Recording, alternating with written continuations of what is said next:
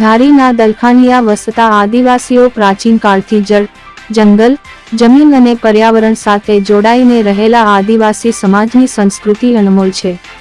ભારતની સ્વતંત્રતાની લડતમાં આદિવાસી સમાજના વીરોનું બહુમૂલ્ય યોગદાન છે. આજ રોજ ધારી તાલુકાના દલખાનિયા ગામે આદિવાસી દિવસની ઉજવણી કરીને બિરસા મુંડાજીને પુષ્પાંજલિ કરતા લોકપ્રિય ધારાસભ્ય શ્રી જે.